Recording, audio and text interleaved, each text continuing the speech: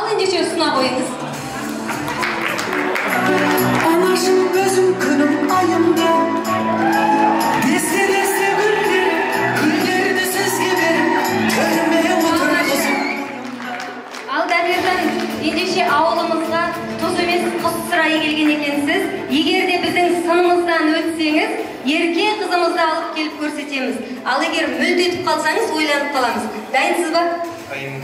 Бәрекелді. Ендеше қазір аяғыңыздың астына мына теріден иленген бөстектен тастап отырамыз. Бисмилля деп оңаяқпен аттап отырыңыз. Біріншіден, анау тұрған қайнатаңыздың күйеу баласы емес, сүйеу баласы болам деп аттаңыз. Бәрекелді. Осы кезде дүйім жұрттың қауым, күйеу баланың қадамы құтты болсын, берекелі болсын деп қолдап қошеметтеп отырыңыздар. Екіншіден, болашақ енеңіздің сүйікті күйеу баласы болам деп аттаңыз. Тамаша. Келесі, Дамиржан, осы ауылда өзіңіз дегенде оқ мойындарын созып, елең ете қалып отырған бажаларыңыз бар. Сол бажаларыңызбен мінезі жарасқан бажа болам деп аттаңыз. Тамаша. Келесі, балдай тәтті балдыздарыңыздың сүйікті жездесі болам деп аттаңыз. Бәрекелді.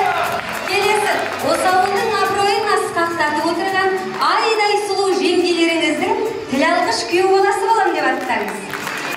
Тамаша.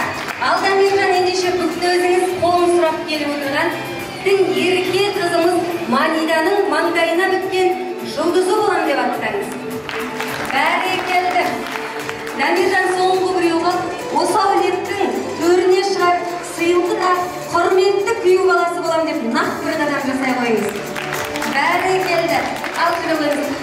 Ардақты ағайын, қарап тұрғанда күйеу балаларыңыз 7 рет қадам жасап, 7 рет серт беріп қойған өзі де байқамай қалған сияқты. Ендеше күйеу баламыз сыннан өтті.